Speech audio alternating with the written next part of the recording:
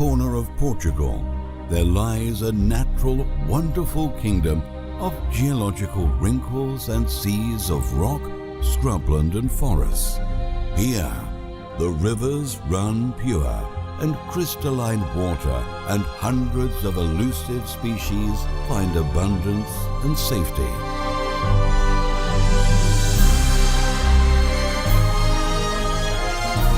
On the hills, there are waterfalls and dormant forces. Predator and prey face each other every day, and the seasons mark the rhythm of life that renews and perpetuates itself each year.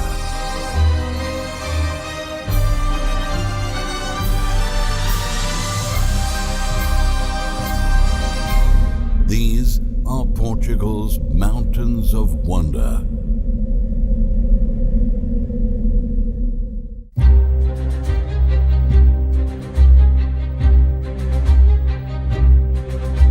Trás-os-Montes lies at the northeast tip of Portugal and is the most remote of the country's provinces.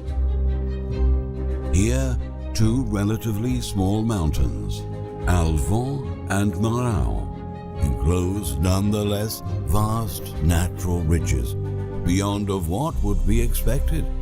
That is why local and prominent writer Miguel Torrega nicknamed the region the Wonderful Kingdom. Every winter, the region gets covered with snow. It is a time when life almost stops. Everything is dormant, and activity is reduced to a minimum. When ice starts to melt and rain arrives, the land is soaked and the flow of streams and rivers is boosted.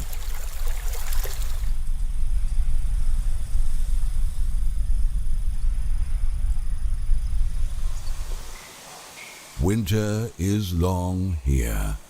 To survive, some animals seek shelter underground. This small mammal is in deep sleep. Hanging in the ceiling of an old mine, it awaits for more favorable days, lowering his body temperature and cardio and breathing frequencies. He's able to stay alive while reducing his metabolism to a minimum. It's a horseshoe bat, and it'll remain motionless in this shelter for some more weeks. Other bat species also hibernate here.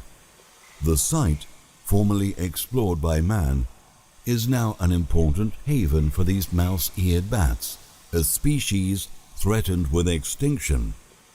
When spring arrives, these winged mammals awake and return to active life.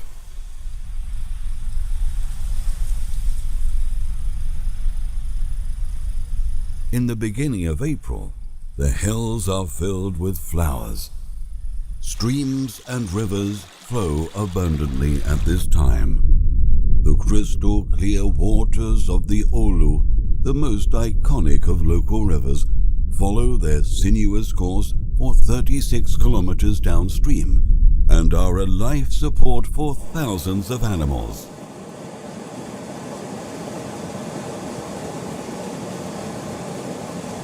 One of its famous inhabitants is the European dipper.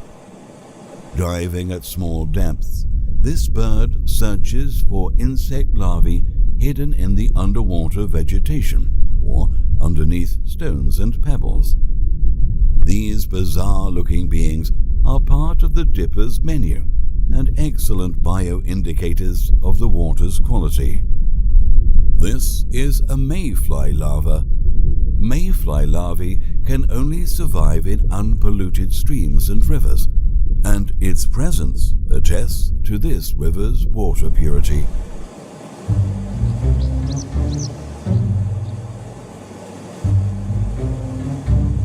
All across the river, there's plenty to eat. Larvae of all kinds, salamanders, worms and other prey are caught by the local couple. It is April, and the couple is on one of the busiest times of the year, the breeding season.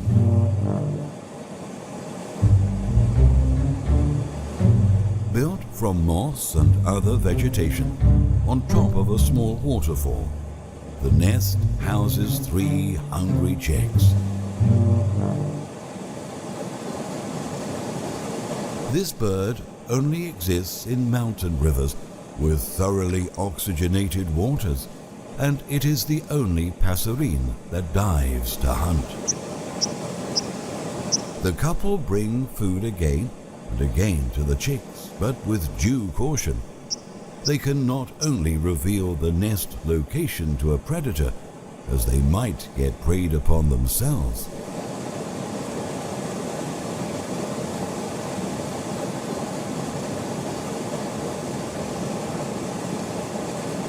If all goes well with this brood, they might reuse the nest immediately after the chicks fledge.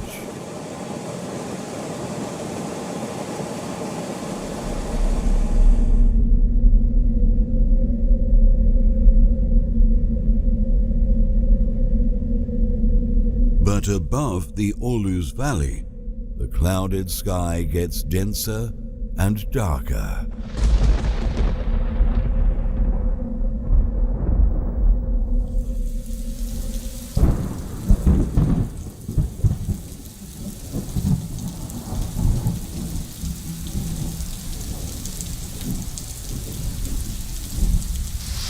Everywhere in the region, streams overflow, and the Orlu rises suddenly.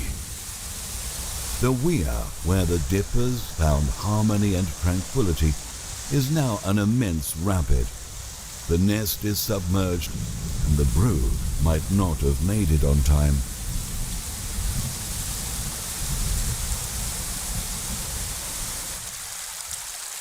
The land is saturated with water, and everywhere the excess slides down the hills.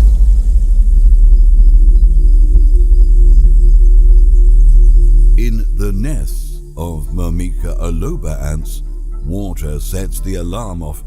They have to take their offspring to safety. But these big larvae are not ants in development.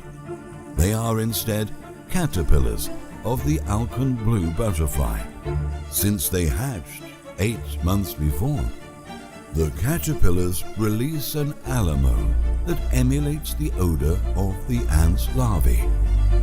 Adult ants are impelled to take care of the caterpillars as they do to their own offspring.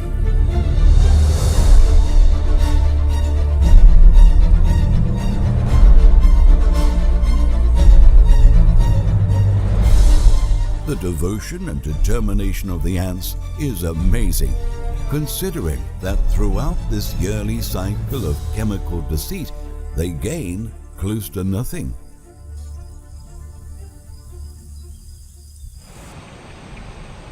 Calmness returns, and normal routines take place again.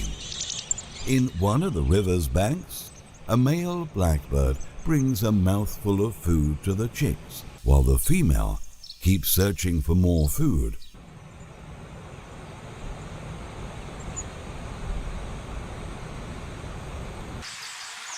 Close by, a pied wagtail takes on a refreshing bath.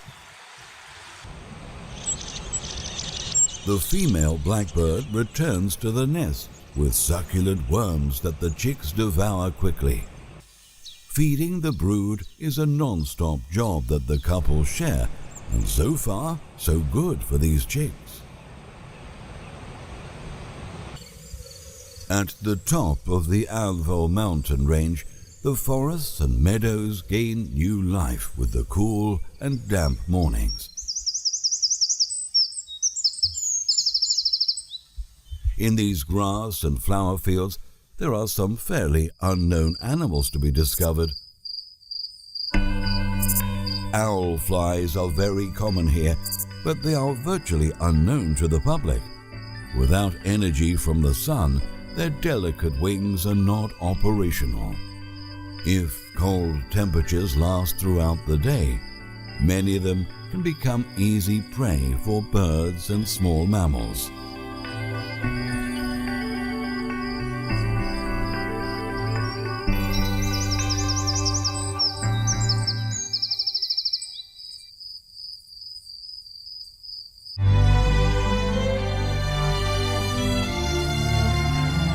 After climbing up the grass, an adult dragonfly emerges from its larval phase. It has spent 2 years in an aquatic form and will now fly to mate elsewhere. But before, it needs to stretch its wings, becoming very vulnerable for the moment.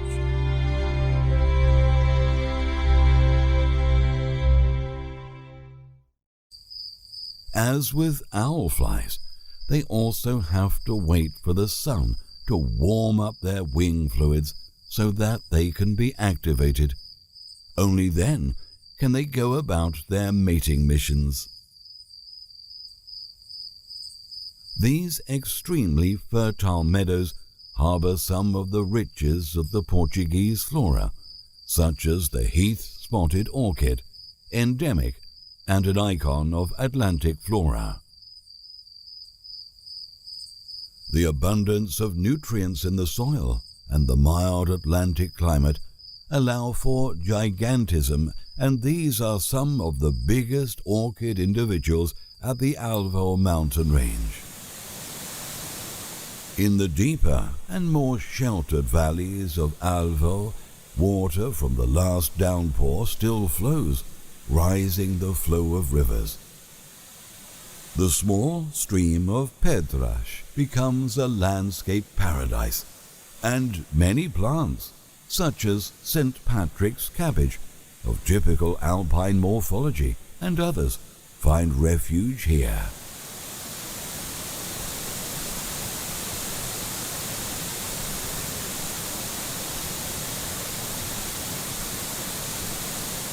But the fauna is also well represented here.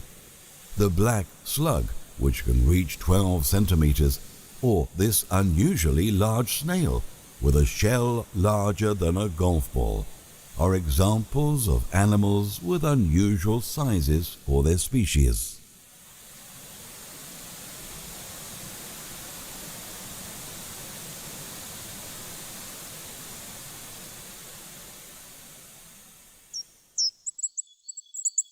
Early in the morning, a rhinoceros beetle still searches for a shelter to hide during the day.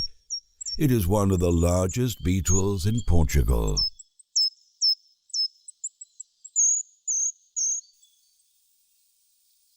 In the denser forests of Alvor and Marão, there are lots of passerines breeding.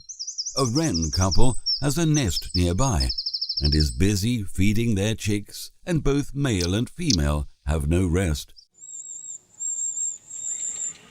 The brood is safe in the nest on a ball of moss.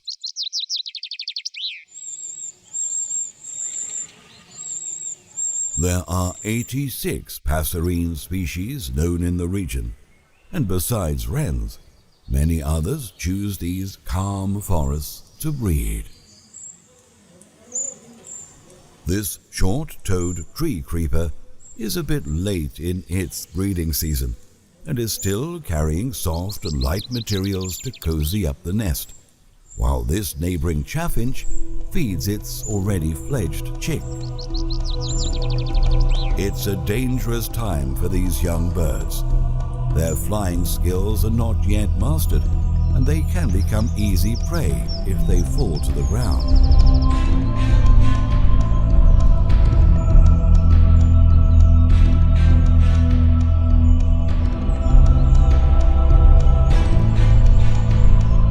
But they can rest for now. This southern smooth snake feeds only on other reptiles and insects and is just looking for a shelter. The stream of Arnal, a local village, still flows like it was winter due to the last downpour.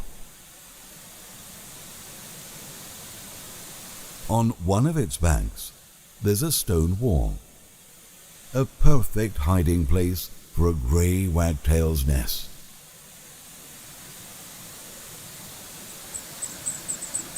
Aquatic insects are the main course for its chicks, who seem never to be fed enough.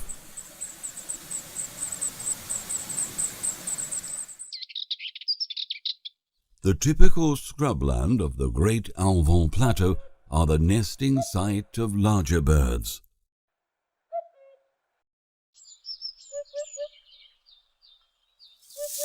It's a perfect place for a Montagu's harrier couple.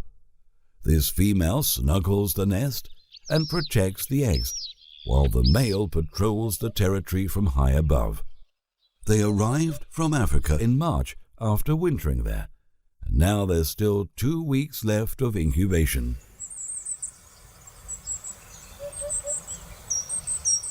Not far, a hoopoe has caught a mole cricket. These succulent insects are an invaluable resource for these birds.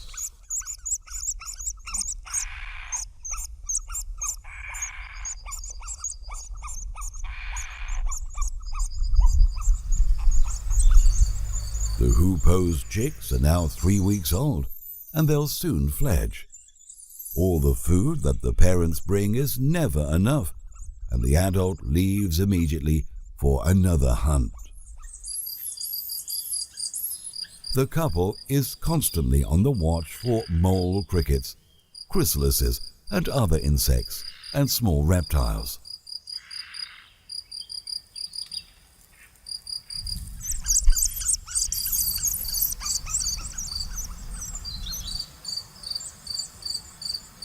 This is their first brood, and if food remains abundant as spring advances, they may indeed lay another clutch and succeed in raising a second brood. The blue tit is one of the 5 tit species that breed in the region. This one has 4 mouths to feed in the nest.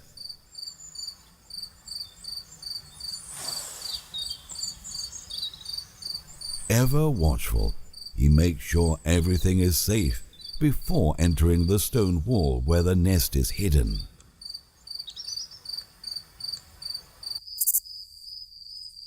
As summer brings warmer days, in the meadows there's a transformation coming about. Feeling the heat in the ground, the caterpillars of the Alcon blue pupate just some centimeters below the surface. At this time, they no longer deceive the ants. After hatching, they have to emerge quickly from the ground so their hosts don't take them as prey now. The first to emerge are the males. Synchronized by the weather, little blue butterflies come out of the ground and climb the vegetation. They have just a few minutes to pump hemolymph so their wings stretch and enable them to fly, and are extremely vulnerable at this time.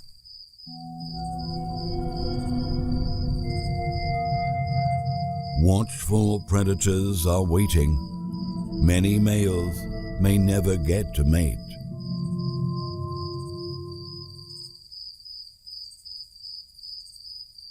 In the ant's nest, there remains only the vestiges of myrmecophily, the base behavior of these 2 insects' association.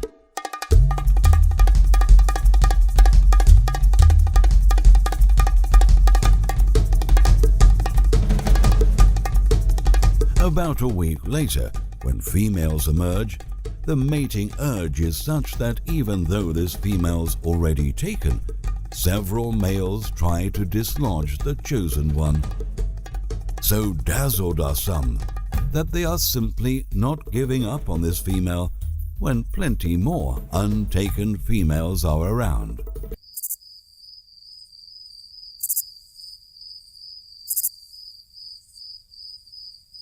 In a quieter place, other couples exchange genes and secure their lineage into the future. A female can nonetheless mate with several males to further diversify her offspring's gene pool. This male, tired by the mating frenzy, tries to relax and recover, but others, distracted or exhausted, end up caught in spiders' webs.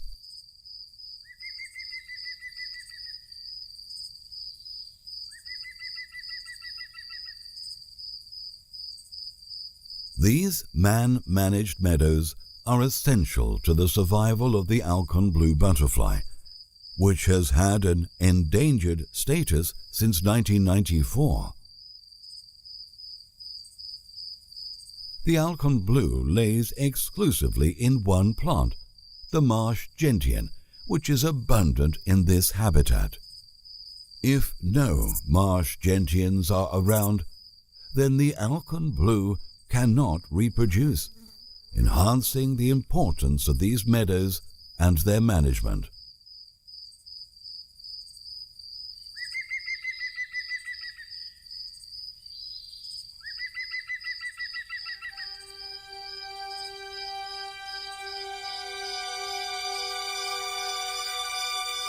Other butterfly species and animals also use these meadows.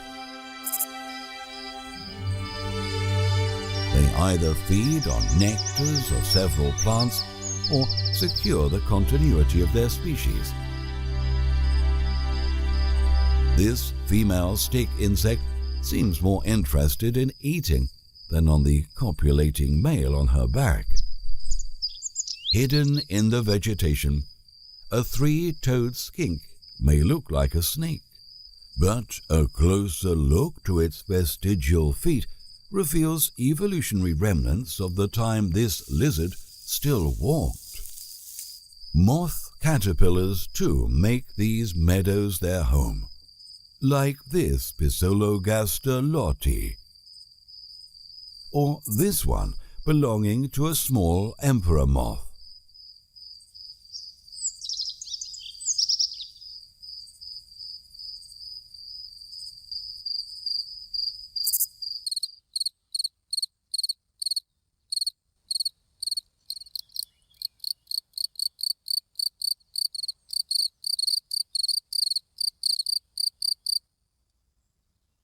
On the ground, male crickets try to attract females with their songs, while closer to streams and puddles, damselflies and dragonflies search for the best place to lay their eggs.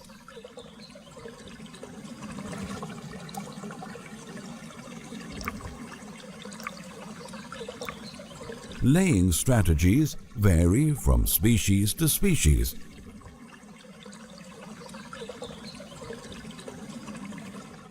In this one, male and female are still attached during laying. And here, on the ground, there are lethal, motionless traps.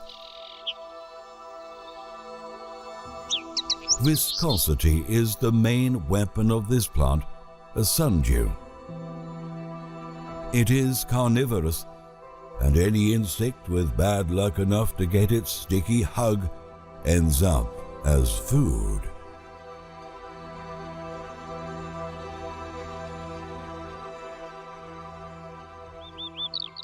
In the great Alvon Plateau, the sunny days favor the birds of prey. Many reptiles take the chance to bask in the sun and don't go unnoticed by the Montagu's harriers. The two couples that are nesting here this year already have chicks to feed. Males do most of the hunting. They bring the food to the females, who then feed the young harriers.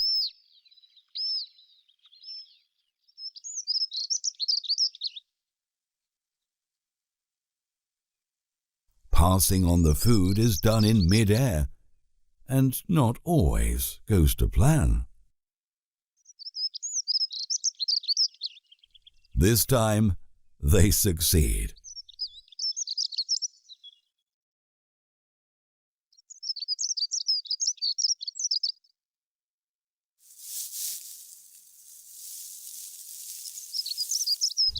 While the female returns to the nest, the male goes on to another hunt. One last look over the nest, and off he goes. In the first weeks, The diet of these small creatures consists mainly of small birds and reptiles. Little by little, the prey is torn apart and shared by the 4 chicks.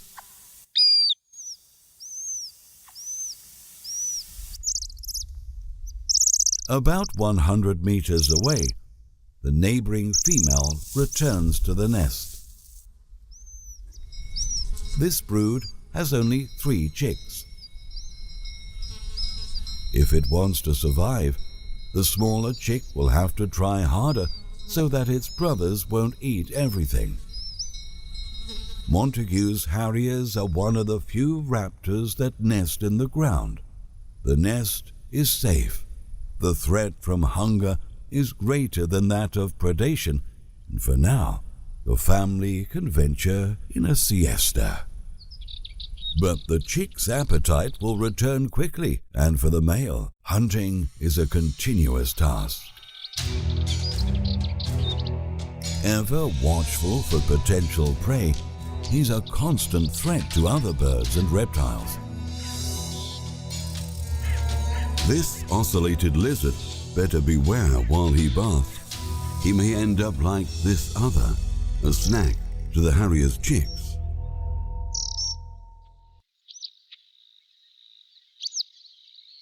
One of the males brings a new meal. During the 40 days before fledging, the chicks will eat an average of 10 prey a day.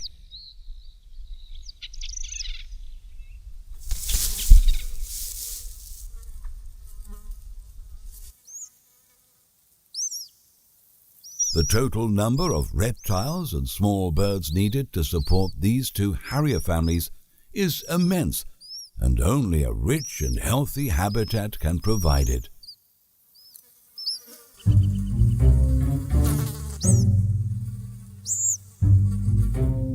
Although not really a threat, flies can be strenuous to the young harriers. They are attracted by the meat residue and seem not to leave no matter what. Even the mother is bothered and tries to kick off the mobbing insects.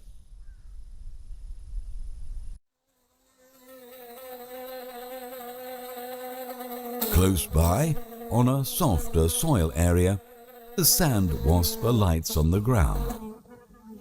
At the end of a 20-centimeter tunnel in the ground, there lies a hungry larva, and each time the adult returns, it opens the den's entrance.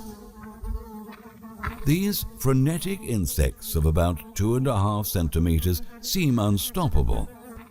Even these small stones, true monoliths at the wasp scale, are easily moved. Bees, flies, or grasshoppers may fall prey to these mighty predators. A sand wasp of another species shares the same space.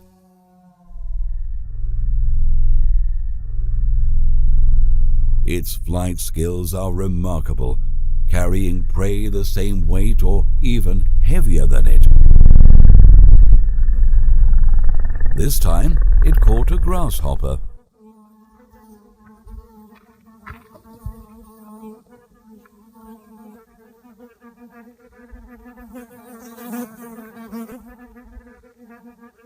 After leaving the prey, the adult seals off the den again, where the larva stays for another 2 weeks.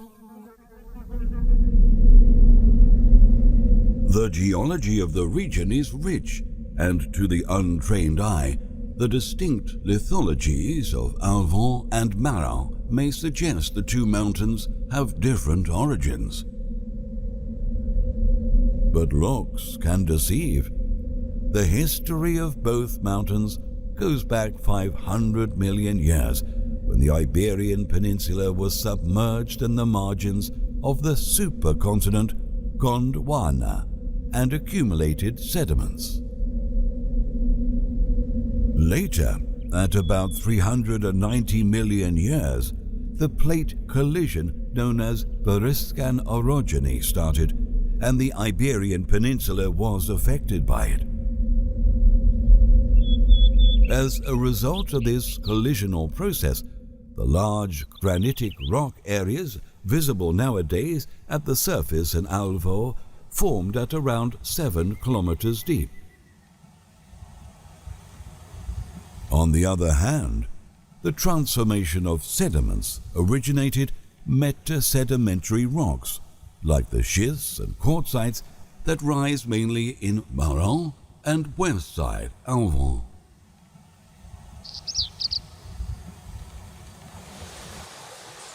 Of much later tectonic origin is the Villarreal, the district capital, fault. Right through the middle of the city it goes, and through it flows the river Cork, an invaluable life support to many fauna and flora. Here lies a true window into the past, a relic from a world long gone. Recent studies show that the royal fern hasn't changed in the last 180 million years. It's a testimony to life on Earth, having witnessed the extinction of the dinosaurs, the rise of men and all known history, a blink at this time scale.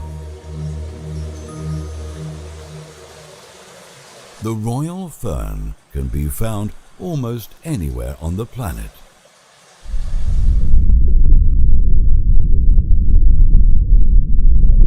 On the sandy riverbed of the Cork, there lives one of the biggest freshwater bivalves of Portugal, the duck mussel. A single individual can filter up to 50 liters of water a day. A colony can contribute considerably to the purification of a river's water. In the reproductive season, this mollusk uses the fish that pass by to spread minute larvae. The larva will fix itself to the gills of the fish host and, at its mercy, can go upstream and colonize new areas. Fish abundance and calm stretches of river motivate the occurrence of the very skilled kingfisher. It is surely one of the most emblematic birds of Europe and a permanent threat to those living below the surface.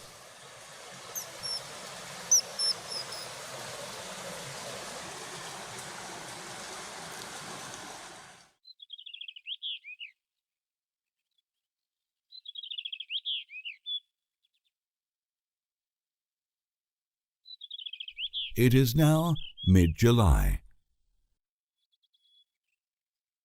Back on the Alvor Plateau, the Montagu's harriers' chicks are now more than a month old and have lost their down almost entirely.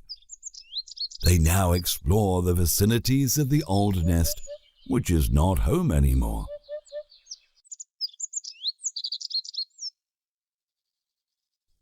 With minor attention required by the young harriers, the female is freer and also joins the hunting effort. In the scrubs, there are small and naive young birds that just fledged.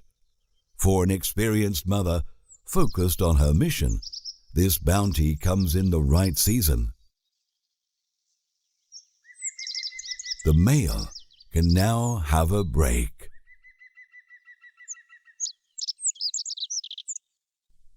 Each juvenile eats up to 2 prey a day, and at this time they no longer have help from mother.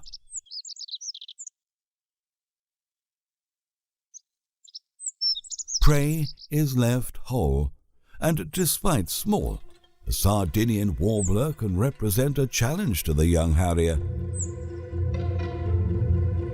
This chick may have bigger eyes than belly.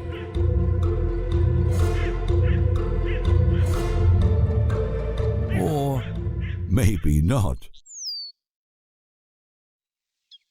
At the end of August, back on the meadows, the marsh gentians have bloomed.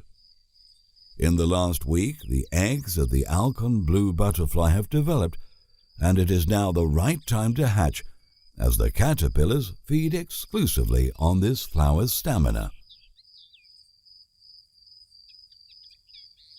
Inside the flowers, the 2-millimeter caterpillars go on feeding and growing. At about 12 days old, they pierce the flower and let themselves fall to the ground. The chemical deceit game restarts. They have to trick the Myrmica aluba ants by releasing the pheromones that simulate the ant's larvae odor.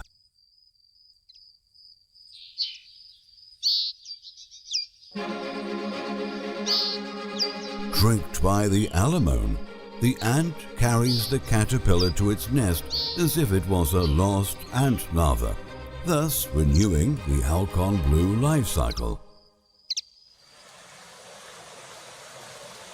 Just a few meters from the chemical game between insects, the orlu keeps on shearing the mountain. In its waters, a marbled newt rests on an algae tuft.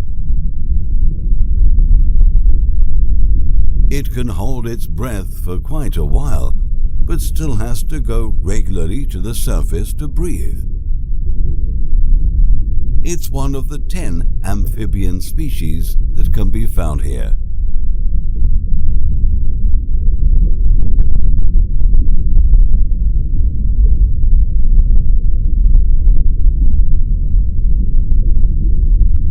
The river is filled with predators and prey in constant activity. These fish of the Cyprinidae family feed on small animals or vegetable matter brought by the current. But in this permanent game of hide and seek, it pays off to be on the watch. This young trout decides to play it safe and has good reasons for it. A grass snake is on the hunt.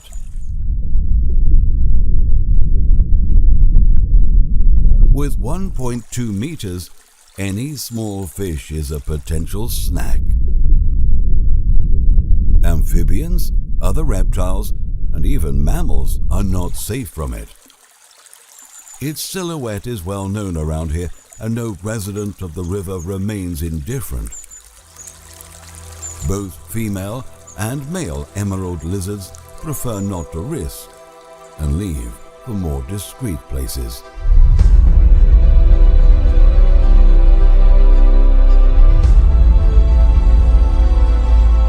The orlu follows its descent, and as autumn arrives, its flow rises due to the first rain and more humid days.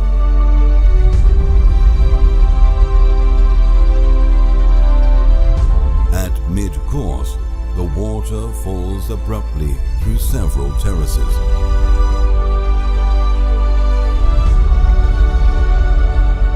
It's a total of close to 200 meters that make the Fischgesch de Emelo one of the tallest waterfalls in Europe.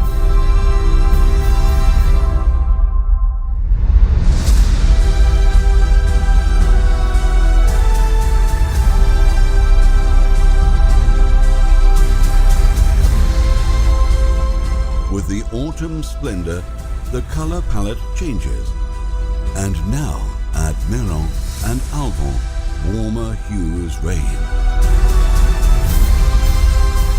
The change in leaf color is a sign of aging.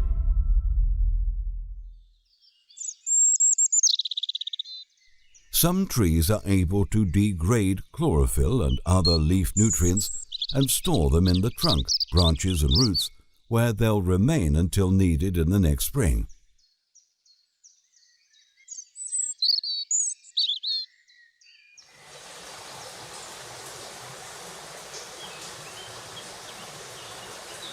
But other trees are not able to do that. The landscape still holds the green of the alders and narrow-leafed ash, which remain green until leaves fall.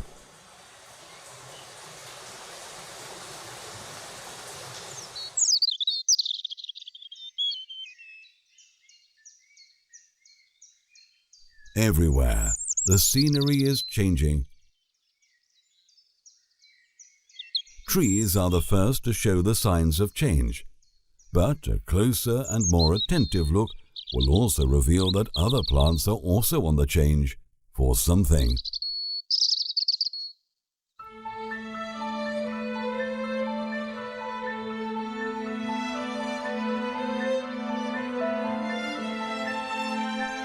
Despite the cold and fewer sunlight hours, some plants have evolved to bloom in autumn. This is the late crocus, endemic to the Iberian Peninsula. With its flower, through the wind and pollinating insects, this plant is able to gather information of its surroundings.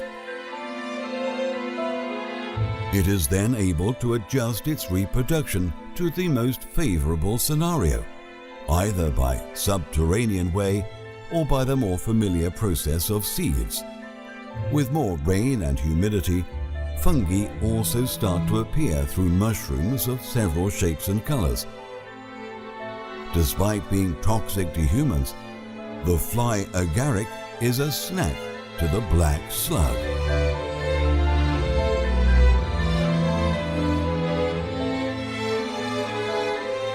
The presence of these fungi can indicate good air and soil quality.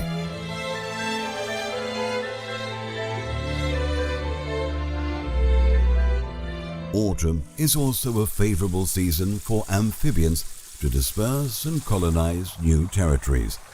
This Iberian frog, endemic to the Iberian Peninsula, takes advantage of the last mild days before winter comes. This European toad just emerged from its aquatic phase. The gold-striped salamander awaited for the evening to forage. It only exists in the northwestern corner of the Iberian Peninsula. With the cooler air of the evening and taking cover in the approaching night, roe deer become more active in the hills of Maron. These mammals have unique reproductive characteristics among ungulates. After mating in summer, development of the embryo is suspended for about 5 months. This is called embryonic diapause. Then, in December, a protein existing exclusively on this species is released in the female's body, causing a chain of events that leads to the fixation of the embryo in the uterus. A 130-day gestation period follows. Calves are born between April and May, when quality and abundance of food are maximum. Everything seems tranquil, and only some agitation of young wild boar captures the attention of this couple and calf. But in the natural world, death for some means bonanza for others. This female roe deer has succumbed to difficulties brought by the approaching winter. The state of its carcass shows the abundance it represented to some animals.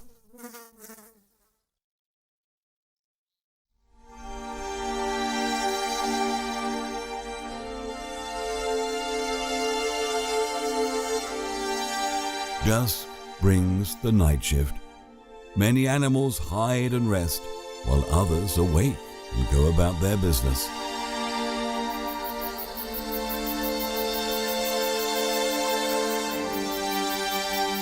With the abundance of pines in the ground, this house mouse will certainly not starve. Winter is coming, and it has to store food in its subterranean network of tunnels. For this essentially nocturnal species, autumn slows down its reproductive activity. A female can have up to 10 broods in a year, but it only breeds in colder months when conditions are exceptional.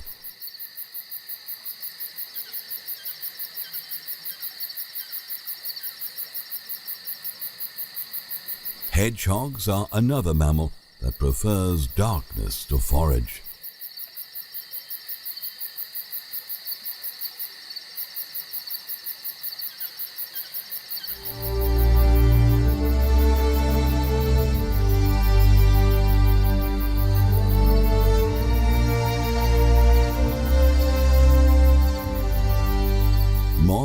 also leave their shelters and prepare to fly, and there are lots of species in the region.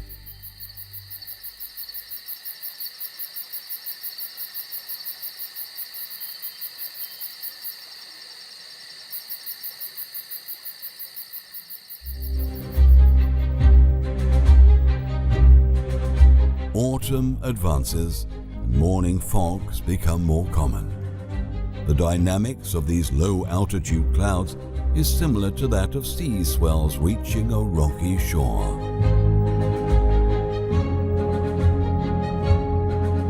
Speeding up the images 25 times, we can witness the repetition of these natural mechanisms, albeit at different timescales.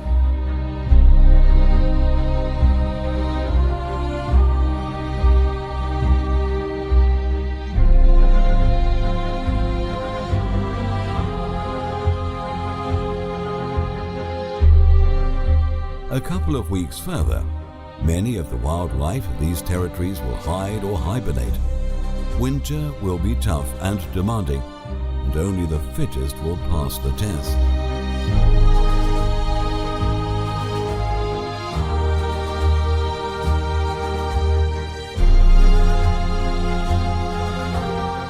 At Alvor and Mero, there are countless natural wonders.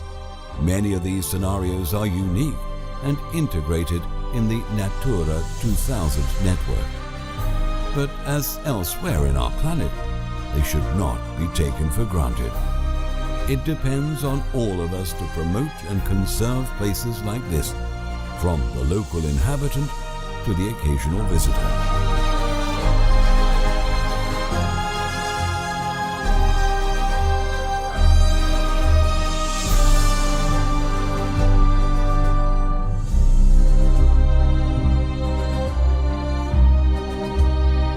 Perhaps we should remember Miguel Torga's words.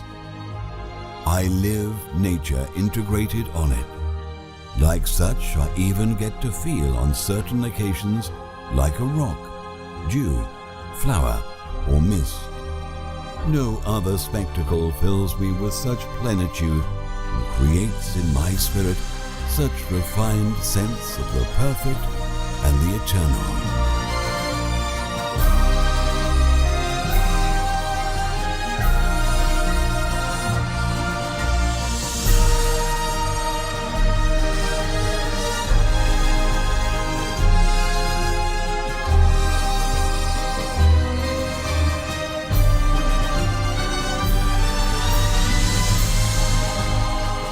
For one to see this wonderful kingdom, it is necessary that one's eyes do not lose their original virginity and one's heart does not hesitate.